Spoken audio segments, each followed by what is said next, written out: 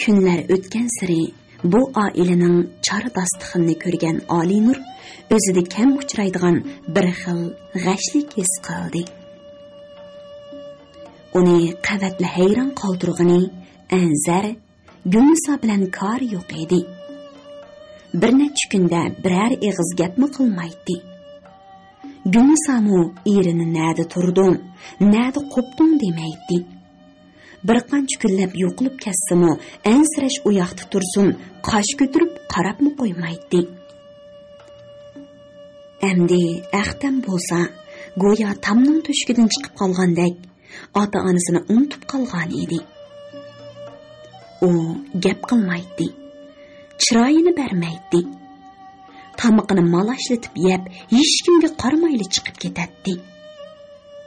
Bu uchining xuddi bir-birining zuvonni bilishmaydigan yot millatlardan battar qiliqlari aqlga sig'maydi. Bu xil dimiqtiliq, surlik turmush Olinurning ichini siqavatdi. Xuddi o'lmakning ustiga tabmak degandek, insonning qaricha, yenich tegishlari jonpinidan o'tmakda edi. Olinur bo'ptila, ta'til to'ssa maktabga ketaman-ku debla o'ziga tasalli topatdi. Mana, sentabr oyimi kirdi. O'quvchilar maktabga turkumlab mengishdi. Biroq Anzar qizini unutib qolganda xayolda yuratdi. "Dada," dedi bir kuni Olinur. "Maktablarda o'qish boshlab bo'pti. Meni qachon opirib qo'ysiz?" "Hozir bolalar yig'ilgan bilan cho'ng tozliq, yig'in, o'qish boshlash tayyorligi degandek mashg'ulotlarni qilishib, hatto lag'aylab yurishdi." Anzar xushyoqmagandek alpozda edi. "Oldirab nima kepti? Hozircha oshxonada ishlagash turg'in." Anzar Urumchiga kelgandan beri qiziga ochiq chiroy ochmaydigan bo'lib qolgan edi. Dadasining surlik talatiga qarab, sentabr oyimi chiqib ketay dedi. Anzar ba'zida al yotqudi paydo bo'lib, sahar chiqib ketsa, bir necha kun qarsini ko'rsatmaydi. O'qish to'g'riliqli gap echinsa, sabrasi o'rlaydigan Gulnisoga bu to'g'riliq gap echish xuddi tugining qung'i chalma atgandek bir ish edi. Taqatsizlangan Olinur bir kechasi eshik oldida dadasini saqladi.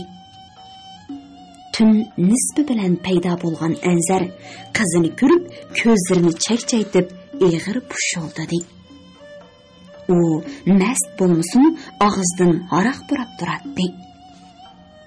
"Bu kecha uxlamay nima ish qilsan?"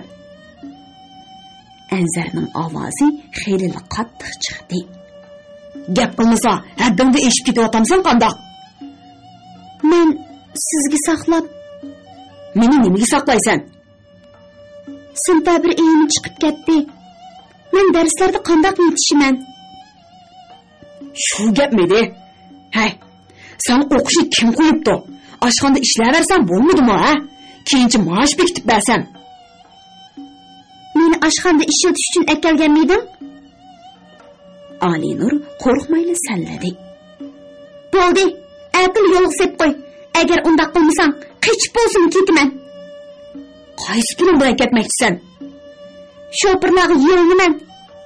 Oldimga oq qog'ozdan birini choplab divanchilik qilaman."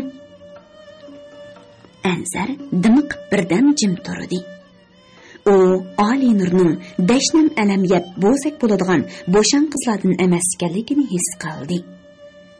Agar u g'uljiga ketib qolsa, uydagi ishlarni talog'i yeyib sesdivassa, Anzarning g'uljidagi inovati nim bo'lib ketar. Uning bu payliga qaraganda dadam ekan demay, paxtasini etib osmonga so'raydigan o'xshaydi. "Bo'ldi. Men ata maktablar bilan aloqalashib ko'ray." "Rasman?" "Men uyg'urcha gap qildim shundoqda. Ma, yur, uxlayli." Anzar ertasidan boshlab muzokaralashib baqmoqchi, maktab mudiri yig'iniga ketibdi. Oldimizda gapga javob bermoqchi deyish bilan yana 3 hafta o'tib ketdi. Oktyabr oyimi oxirlashib qoldi.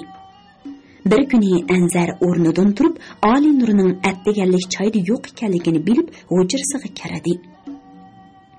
U karvat ustiga bir parcha xat tashlab qo'yib ketdi.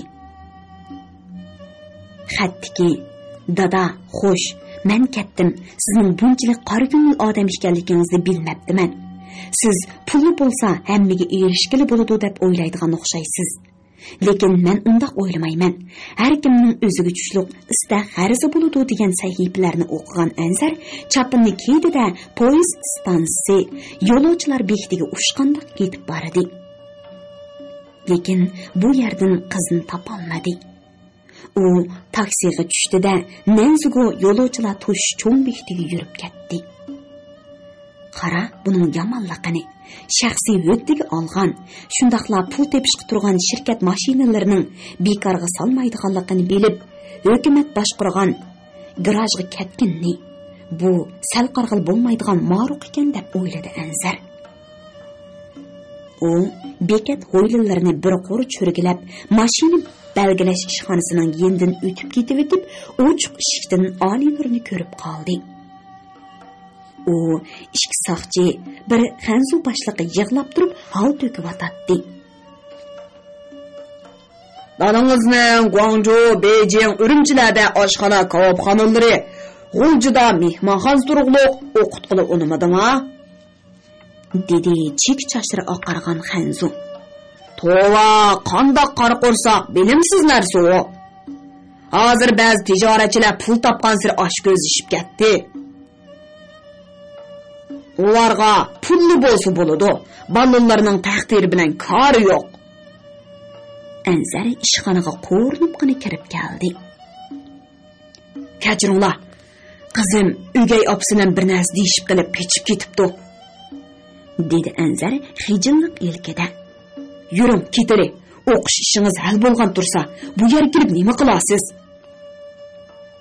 Qizning bundaq yakdillik ruhidan cho'chib qolgan Anzar aksili so'zlashib shaharlik 14-o'tir maktabga kirgizib qo'ydi.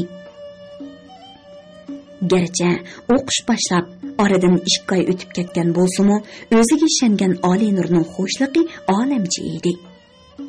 U o'tilib bo'lingan 2 oylik darsni savoqdoshlaridan ko'chirib, kech-kechalab takror qildi. O'qituvchilarning uylari kirib o'gandi. Biroq dadisi ichkariga ketib, uning kunlari bargan sari eg'irlashmoqda edi. Uyga kelsa, Gulnisodan arzimas ishlarni bahona qilib, tillab do'shkalashlari.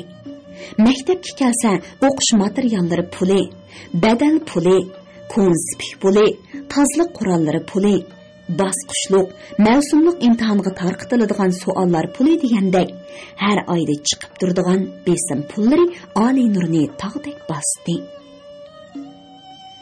Gulnisodan bir tiyin elish yo'lbosning beshidan pit izdigan bilan baravar edi. Kechalari yig'lab chiqqan Ali Nur adisi maktabga ko'zlari qizdirib, ishig'on holda boradi. Ko'ngli yumshoq sinf mudiri Roziya 1-2 qatim o'zi to'lab, uni o'qish materiallari bilan ta'minladi. Bir kuni zodi amali qolmagan Ali Nur Gulnisoga yelindi. "Hada, maktabdan har bir bolaga 60 so'mdan akilinglar" dedi. "Shunga pul deydi ekan." Varqarada Gulniso olqonlarga urib, "Do'konning ijorasini berolmay qolganda nədiki pul ekan u? Pul lozim bo'lsa, oshxonada ishla." "Endi dadam bo'lmagandan keyin qanday qilaman? Yilimi bir necha qatim sinf mudirimiz to'lab qo'ydi." "Dadam degan belning ostiga suv qosh barmaydigan lamzalla oylik kirimni belgilab berib ketdi. Uning hisobini sen beramsan, menmi? Qanday degan nima u? Chidamagan bo'lsang, momang degan bejjonning uyiga ket." Gulniso pulning kepi chiqsala ochiqlab qolmay, odatdagi chog'lardimi qochlarni pokiz yumabsan, kiyimlarning kir chiqmabdi, nimishqi pardalarga dazmol solmading degandek bahonalar bilan qasdan ahonat qiladi. Bundaq chog'larda u g'o'ljonga ket, momang degan divoni boqolmadimi ya degandek gaplarni ko'p takrorlaydi. Ali Nur xazinasi tatdi. Lekin mavsumliq imtihon yaqinlashib qolganda nega boradi? yıl beshida 2 oy o'qishdan qoldi. Endi o'ttirda o'qish uzilib qolsinmi? Bularmi bir sabab? Eng muhimi Olinur Gulnisoning ko'ziga tikandek sanjilib turishni ko'ngliga pukkan edi. Chunki u ba'zi bir nashayon ishlarni cheliqtirib qolg'ashqa, bevafo qora ko'ngil dadasining izzat nafsini qo'g'dimoqchi bo'ldi. Matnuri ismli tambal bir shofir Gulnisoni davomli izlab kelatdi. Ba'zida telefon beratdi.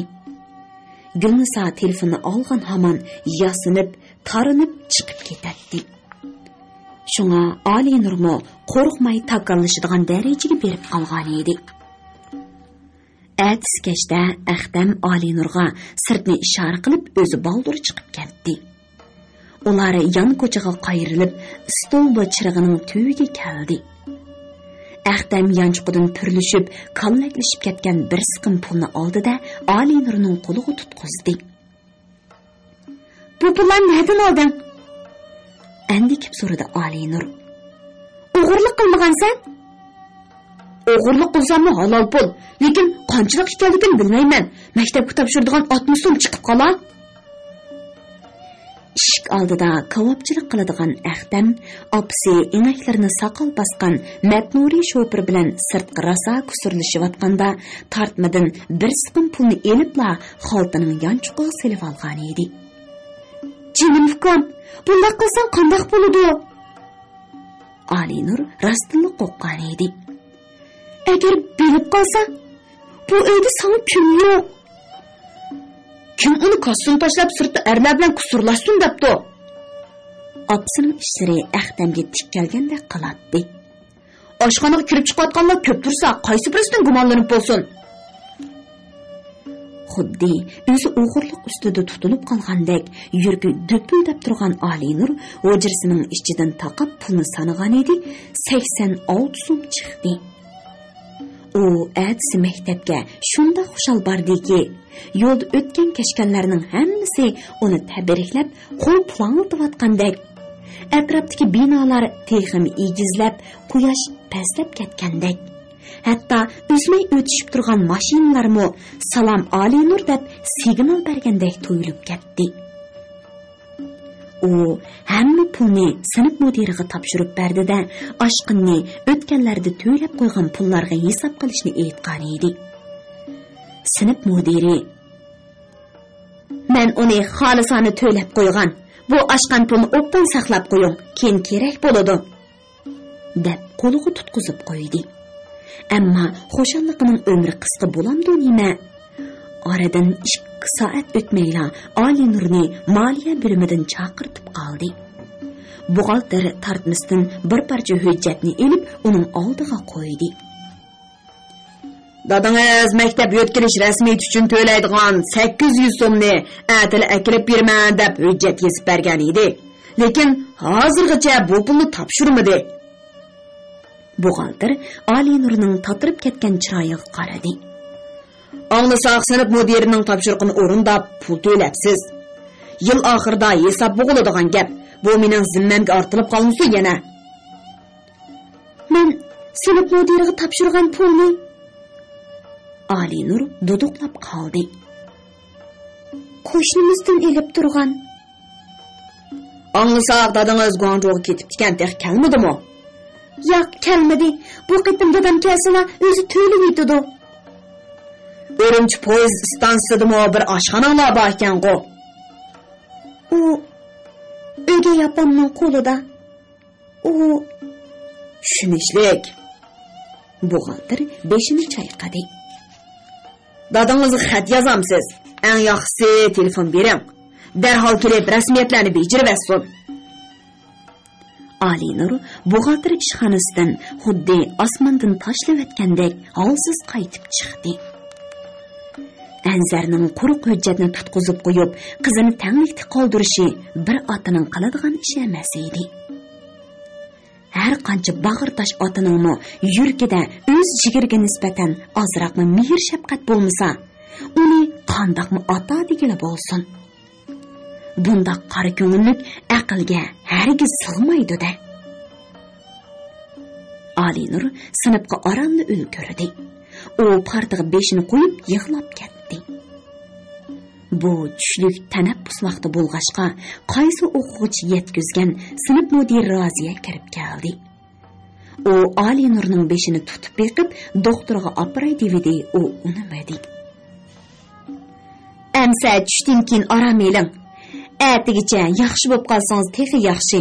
Bo'lmasa doktorxonaga operayli. Roziya muallim chiqib ketdi. Alinur 10-yo'l avtobusiga o'tirib birdamdala uyga yetib keldi. Qari obdalni yig'vatdi. O 4-qavatga chiqishi eshik oldidagi putqi qilib tushirgan oyoq izlarini ko'rib qolib, tengirqab turib qoldi.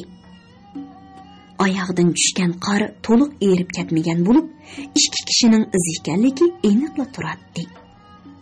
U ko'nglida cho'qim yeliq shopir bar deb o'yladi, ham tuz qulupqa ovoz chiqarmay oshqi silib, eshikni ochdida avaylab yepib qo'ydi. Gulnisoning hujrasidan godumlagan ham pixildab kulgan ovoz kelyotdi. Alinur putining ufchida dastlab eshik yo'chqiga quloq soldi. Matnur, bir oydan beri yo'qolib ketdingiz-ku? Xotanga qatnab kelsam, shirkatdan Qashqarga berishim yo'qtirdi. Matnurining ovozi birdan pastladi. Bo'libmi, heliqini pul qilish osonga tushmadi. Qandaq? Suv qilolmadingizmi? Qildim, biroqsa dakgudukida jinim tumishqimga keldi. Bu yerda mo dahshat jim tutyotdi. Men qo'rqib qoldim. Gulnisoning ovozi ko'tarildi. Heliqlar ishkirda yana akaptikan. Qaytirib o'taymikin deyman. Yo'q, turg'ash tursin. Matnurining ovozi vazminlashdi. Hey, Gulniso, heliqi ko'z quloqdek ketmadimi? Nədikini? İştini çağ desimi ketidi, lekin o bizden ketadigan emas. Sirtdan bir eg'iz uy elib qo'ysak bo'lamdikin pan. Shunda qilsak o bundaq ansizchilikmi yo'q? Nima kun bu? Shapur-shupur ishni tugatgan, ko'ngli so'ngidek yotolmagan kishi. Alinur bir tepkanchi ishni janoqqida echibdi. Qop-qora tuklik putlarni sirtqa chiqarib olgan Matnuri shartli qilib yotqanga yo'kinib oldi. Gulnisomu besh shung'idi. "Bu iflos hayvonlar!" Ömrida odam tillab boqmagan Alinur nima deyishini bilolmadi. "Hey, Gulniso degan paskina, xap to'xtabdi. Dadamga deb seni qip-yalang'och qilib uydan qo'g'latmasam, sen deg uyingda tayyor oshxona, tayyor xazinaga erishdim deb tiyangga potmay qoldingmi? Anamning haqqi yo'q, biz yo'q." Alinur shappida o'rildi-da, o'z hujrasiga kirib, karvatda dum tushgunicha yig'laverdi. U qanchalik yotganini bilmadi. Bir chaqdala Gulniso paydo bo'lib, uning oyoq tarafida cho'qchiyib o'ltirdi. "Alinur, ayib menda. Xat bo'lmang, ha?" Gulniso ost so'zlamaydi edi. "Menmo bir ayol, dadangiz Urumchi kelgandan beri men qaramaydi. O'zi sirtlarda o'ynab kech-kechlab kelmaydi. Bu men ig'ir kelmamdi. Men hozirgacha bu xo'rliqlarni tortib kelyapman. Mening kunlarim do'zaxda o'tyapti. Uning hozirgacha biror ig'iz gapini anglab boqqanim yo'q. Surlik kirib, surlik chiqib ketayotgan Anzarning bunchalik adovatxo'r ekanligini bilgan bo'lsam, purli to'y qilmagan bo'lardim. Mana hozirgacha qo'limning uchini tutib boqqan emas." Gulniso michildab yig'ladi. Uning ona bolalik padishapni qayirib qo'yib qilayotgan so'zlari qizliq ipitiga tikkalgan Alinur shappida o'rnidan turdi-da, chapinni elib chiqib ketdi. Gulniso ko'ngliga latqidek uyib qolgan sirini, "Menni bir ayol" degan so'z bilan xazinasi. Bu bir ig'iz so'zning vaznining ig'irligini, uning taktida qanchalik xo'rliqlar, dard alamlari yotganligini bir o'zi biladi. U 17-18 yil muqaddam o'gay ona zulmidan qechib chiqib, erkak hayvon Matnuri shopirining qurboniga aylandi. Uning qizliq iffat chechaklari Oqsuning cho'lligida echilib, to'zib ketdi. U G'uljida Mahmud Qo'rsaqning oshxonasida ishlab, aytqusiz xo'rlandi. Xuddi adabga to'ymagan to'nguzdek bu shahvatxo'r, xoxrab, pushuldab, injiqlab qiynag'anlarida Gulnisa birdilla Matnuri shopirini eslab qoldi. Har holda uning tar, benzin purqini hisobga olmaganda, u kichik qizda tunji qitim unutulg'siz asliliklarni qoldirdi. Shundan boshlab Gulnisa bundaq jon suyundiradigan shirin tuyg'uga noil bo'lgani yo'q. Xayriyat, Xudoning taqdiri bilan Anzarning oshxonasida ishlagan chog'larda uningda yana shundaq shirin tuyg'u uyg'ondi. U Anzarni yaxshi ko'rib qolgan edi. Biroq to'y kechasi uning shirin tushlari tongdagi tumandek tarqalib g'oyib bo'ldi. Hidi burniga purab, ko'ngilga toliq tatliq orzular barq urib turgan bu yosh cho'kan yerdan 10 yil ayrilib qoldi. U bu 10 yilni 100 yildek azobda o'tkazdi. Tiniga erkakchigin qo'ndirmadi. Tong atmas qish kechalari yotqiniga purkinib yig'ladi. Qancha qorong'u tunlar hasratlik yig'i bilan o'tdi. Yostiqlari ho'l bo'ldi. Buni o'zimi deb berolmaydi. Gulnisa taqatsiz seg'inish ichida o'tkazgan ochu judolik yillar oqibatlarini bir Xudo biladi. Bir o'zi. Beamdullah Xudo bu qalandarining ajr jafolarini ko'rdi bo'lg'ay, uningga himmat eshiklarini ochib, yana Anzarning bag'riga singdi. Ammo bu baxt o'tirayotgan quyoshning oxirgi ojiz nuridek tizli o'chdi. Qachonki Gulbonim bu dunyodan xo'shlashdi, shundan boshlab Gulnisadinmi baxt omad xo'shlashdi. Anzar xuddi dum ko'mtirilgan qozondek ichidagini belgili bo'lmaydigan, neshtardek qodilib qo'yib un chiqmaydigan, davomliq yuzini qochirib nalargadir qarab oladigan, bir kun kashkichi dimiqib yuradigan boshqa bir odamga aylandi. Gulnisa to'g'ri aytadi. U bir ayol. Yana kelib 34 yoshlik, istetik tilaklariga zo'qman, ko'ngil rijlari rasa mavj urg'an, yurakdagi o'tlar dammadam ko'tarilib iztirobga selayotgan oltin davr. Kiyim-kechakku magazinda bor. Yemek içmek do'konda. Biroq bular ruhiy ochliq o'rnini bosa olamdi. Yoki erlarni po'kaylarga tizib qo'yib sotmasa. Sotgan bilan mu ko'ngilga xo'p keladiganini topmoq tasda. Yurak garchi mushtumdek go'sh bo'lg'ini bilan u to'limi nazik, xo'riki ustun, sharti eg'ir, sirk suv ko'tirmaydigan qaramuqning qasirqidek ish eg'ir keladigan, ishqi muhabbatning azobtig'i teriqchi bilinmaydigan sirliq angushtar. Ular Urumchiga yo'tkilib kelib, yarim yilni o'tmadi bo'lg'ay, Gulnisa rasa zerikib, ishchi pushib, o'xsulib yurgan kunlarning birida oshxonada tuyuqsizla shopir Matnurining egiz, dastlik gavdasi paydo bo'lib qoldi. Bu tushdan keyingi xaridorlar selikkan vaqt edi. Yuragi birdinni tisilib ketgan Gulnisa ko'zlarini yalt-yult o'ynatdi-da, Matnurini gap qildirg'ili qo'ymadi. "Voy Xudoyim, Matnahun akamg'u bu, ko'zlarimga ishonmay qoldim."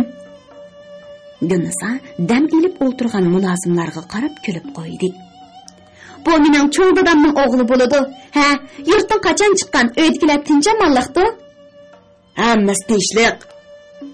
Yoshirin hilini sezgan Matnurimi Gulnisaga moslashdi. "Ammo kichik dadam kasalchan bo'lib qoldi. Sizni bir ko'rishni orzu qiladi." "Nima? Dadam kasalmi?" Gulnisa yosh chiqmasimi ko'zlarini surtib qo'ydi. Ancha ig'ir emas-ku. Hey bolalar, Matnuraxun akamga o'xshatib tomoq tayyorlanglar. Bo'ldi, men yening tomoq yedim.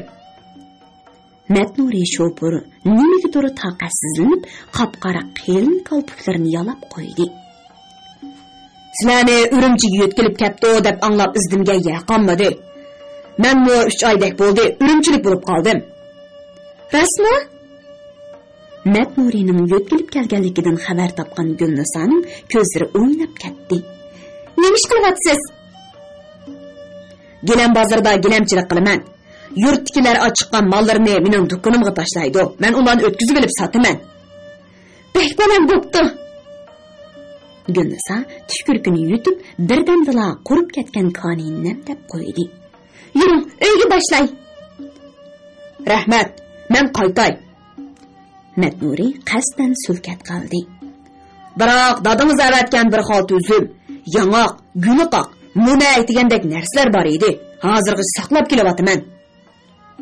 Undaq bo'lsa, men sizga uni ko'rsatib qo'yib qaytib kelay.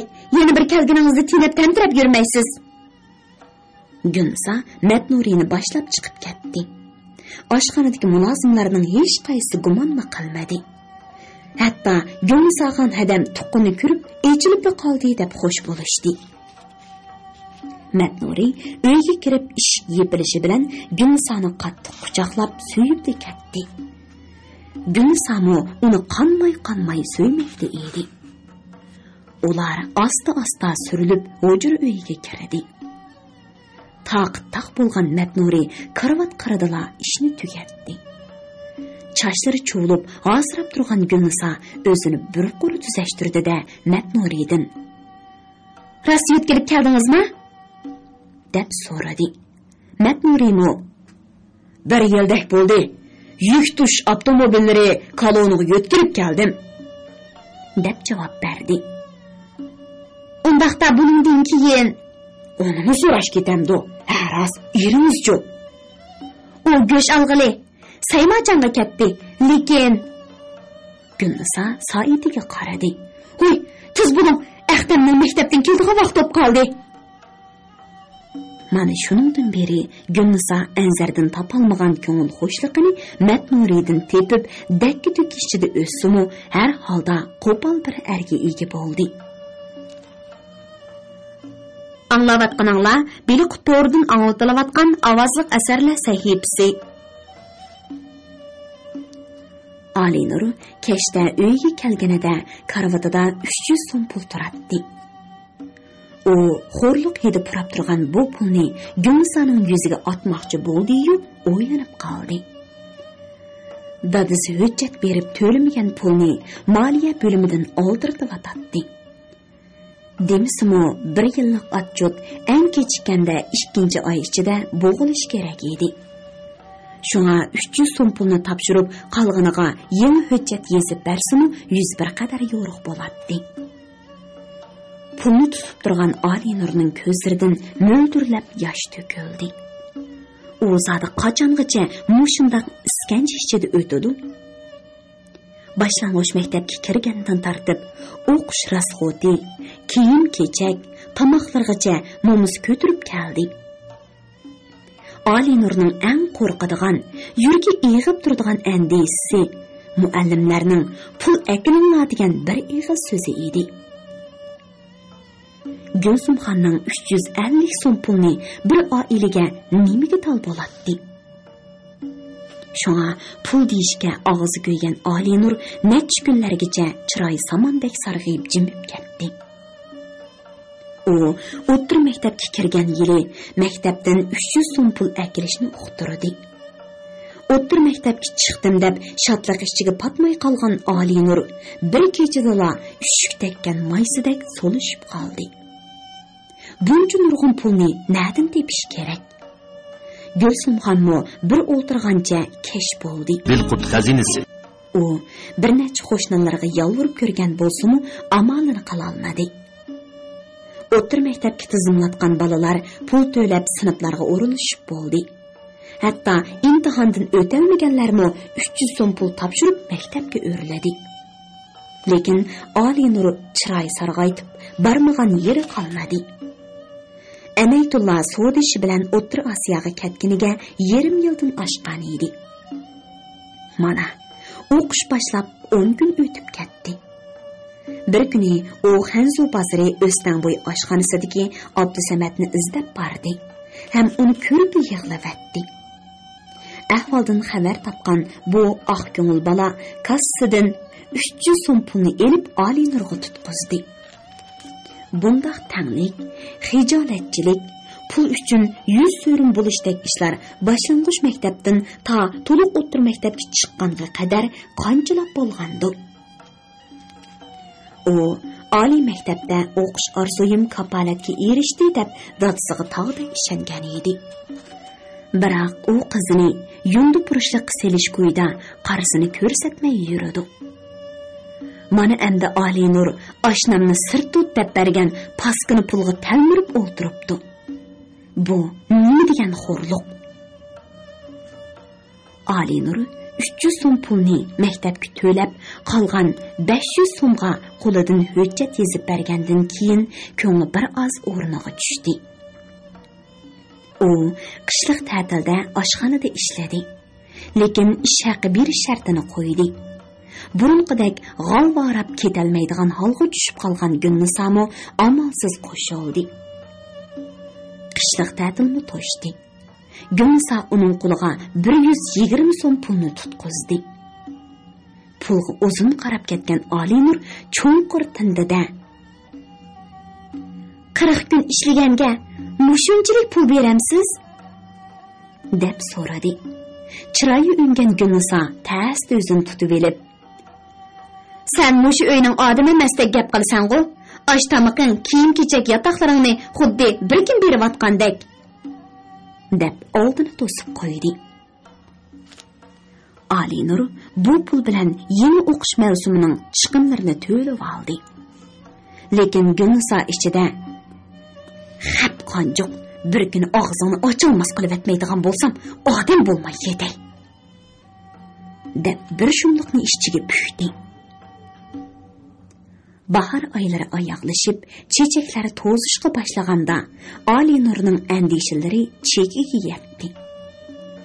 Maktab moliya bo'limidan uni necha qatim chaqirtib 500 so'm pulni to'lab etish haqida orqa-orqadan besim ishlatdi.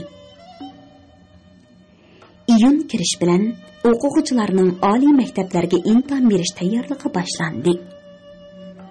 Maktab moliya bo'lim boshlig'i Ali Nurni ishxonasiga chaqirib kirdi. "Sizning o'qishingizni ko'zda tutib, bir yildan beri e'tibor qilib keldik", dedi moliya bo'lim boshlig'i qopqini turgan holda. "Endi bu pulni ko'tarib etaylik desak, siz qutqizishga tegishli nomrod oiladan emas. Dadangizning ishkiri o'lka, Urumchilarda bo'lib 3 o'rinda tijorat do'konlari bor. Bundaq bolalarni qutqizishga to'g'ri kelganda maktabdagi ta'sirini yig'ishtirib olg'il bo'lmaydi. Shunga mush 2 kun ichida 500 so'm pulni topshirib eting." Ali Nurning yig'lashdan boshqa yana nima ma'li bo'lsin? Bu qarz oz kelgandek, oliy maktablarga imtihon berish rasmiyatlari, tayyorliklari uchun iqtisod kerak. Yana qanday qilg'uluq? "Bo'ladi", dedi Ali Nur esa deb. "Men 2 kungacha topolsam topdim, topolmasam qo'limlardagi hujjatni qaytarib olish uchun bir kun cho'qim kelaman." Ali Nur oliy maktabga imtihon berish harpisida maktabdan chekindi. U bir necha kun ish izlab, oxiri Ushtaj, Janubiy Shinjon qatnash bekiti yanidagi bir oshxonadan yundi purishlik xizmatini topdi. O'ttir yoshlik Aqso'li xo'jayin oyda 250 so'm beradigan bo'ldi. Ali Nur Gulnisoga maktabdan chekinganligini aytmadi. U atdiganda maktabga borman deb chiqib ketib, kechda popkasini ko'tarib kiratdi. U endi g'o'jaga ketishdan yoltaydi. Chunki momisining akillarining oldiga qaysi yuzini ko'tarib boradi. To'liq o'tir maktabning 11-sinfida qayta o'qish uchun. Bo'ldi bas. boshqalarning Urumchiga berib yaxshi o'qimay qo'g'landi qilibdi. İmtihondan o'talmabdi. Chatoq chiqiribdi degan so'z cho'chaklarga qolgandan ko'ra, mush yerda ishlab, oliy maktablarda ochilgan qisqa kurslarda o'qib, bilim olsimi o'xshashlag'im. Alinur avgust oyining 20-kuni 2 oylik ish haqqini elib, maktabning qarzini to'layotdi. Uchisidan tog' og'dirilib tushgandek yeniklab qolgan bu ishchi kuchli qiz yanala 3 tash oshxonasida ishlab qoldi. U ingliz tili kursida o'qish uchun oz to'la iqtisod yig'ishni o'ylagan edi. Ammo sentabr oyining o'ttirlari anzar kelib qoldi. U qizining qandoq o'qiganligi, oliy maktabga imtihon bergan bermaganligi, iqtisodiy jihat qiynalgan, qiynalmaganligi haqida biror eg'izmi mo'rab qo'ymadi. Alinurmu dadasidan ahvolni so'ramadi, ham chiroyig'ini qaramadi. At sahar Gumsa oshxonaga yurib ketdi. Amdala hujrasidan chiqqan Alinur nashtani qilmay sirtqa mengishi, yo'yinish uydan chiqqan Anzar eg'ir qopoqlarini ko'tarib uningga tikildi. "Hay, yana nega? O'qiydigan ishlaring tek tugamadimi?" "Ishqa." Alinur ko'zlarini cho'ng ochib varqiradi. "O'qitmaslik maqsadingga endi yetgansan? Sen shuni kutgan. Meni ko'rinishni maktabga kirgizgan bo'lding, lekin ko'zga ko'rinmas targ'isib qo'yib, maktabdan chiqishga majburlading, shundaqmi?" Uyning koridorda uxlash kiyim bilan u yoqdan bu yoqqa menib yurgan Anzar go'yo qizining taqdiri shundoq bo'lishga tegishlikdek, ham uningdan xabar bordek cho'chib ketmadi. Chiroyida andikkandek alomatni ko'rinmadi. "Nada ishlayapsan?" "Oshxonada yundi burishlik qilyapman." "Oshxonada?" Anzarning qopoqlari tirildi. "O'z oilangning oshxonasi turg'uliq, xalqlarnikida ishlayapsan?" "Hem, ma'qula. Damni, mandiyat, tuxumni boshqalarning katkiga qo'yib etibsan-da." "Sening oshxonangda 40 kun ishlab 100 so'm olgandan, boshqalarga bir oy ishlab 250 so'm olsam yomonmi?" "Qiz balturli, pulni nima javob berib ketding-a? Sening men ortib qo'ygan qarzlaringni to'lash uchun." Qattiq varqirdi Alinur. "Maktabdagi qarzlarimni to'lavatdim. Endi yana qanday qarzlarim bor degina? Tinimni setib bo'lsin to'lay." Anzar qizini bir qochab selavatdi. Lekin Alinurning ko'zidan bir tomchimi yosh chiqmadi. U inkini tutqancha o'rnidan turdi-da, sirtning eshigini bir tepib jangida echavatdi. Ishchi dard bilan to'shib ketgan Alinur ayol nomusini bir yoq cho'rib tashladi. Ham ishning bo'sog'isi turib dahshatli vaqiradi. "Qani urmamsan? Dardingni xotiningdan ololmay, mendan olamsan? Dunyoda senda g'urursiz, izzat nafsini bersand qiladigan ota bo'lamdi." Anzar olmon-tolmon kelib ishni yepib oldi. U qizini bir qachat urg'iniga pushaymon qoldi. Shundaqla uning cheqilg'il bo'lmaydigan jur'atidan, tilining ochiqligidan, qahrining o'tkirligidan qo'rqib qoldi. Chunki u to'liq o'ttir maktab saviyasiga ega, oq qorni tarq etalaydigan 18 yoshli qiz edi. "Alinur, xat bo'lma, qo'lim tegib ketdi." Anzar qizining dolisidan bo'sh ittirib, bo'sug'idan yiroqlashtirdi. "Maktabning pulini to'lagicha Guangzhouga ketib qoldim. U yerda kishilar bek manaman bo'lib ketganligi uchun pat kelolmadim." "Odam degan chinib turmushga kelib qolsa-mu, rost gap qilish kerak. Bo'libmi, la'zi turmagan erlarni nima deyish kerak?" Alinurning ochiqi pasiydigandek emas edi. "Sening turgan turqing odam ekan, qilmishing odamni seskandirdi." "Ya Alloh, tilim nimandoq sesiq. O'zlaringga shundoq gap qilamsan?" "Emsa, sen dedidek gap qildingmi?" Alinur oldiga bir qadam oldi. "Tanni mandiyat deganing nimasi?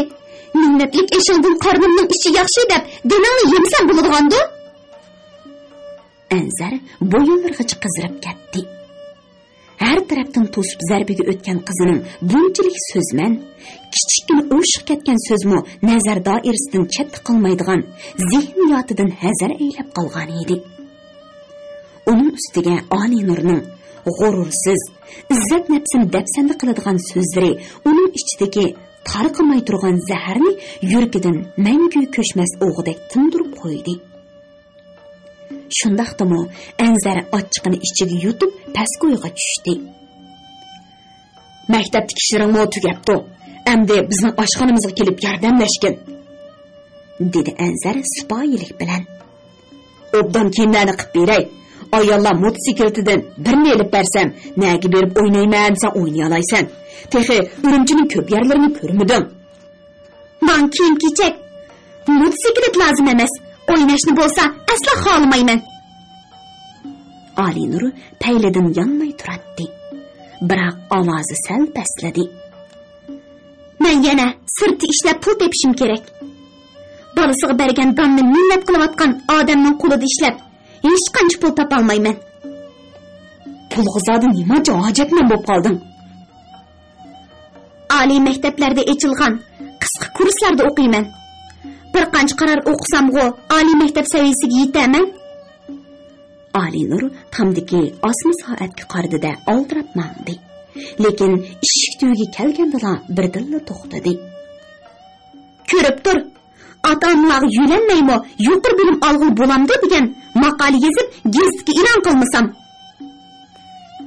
Oliy Nur chiqib ketdi. Anzar beshini silib uzun o'ltirdi.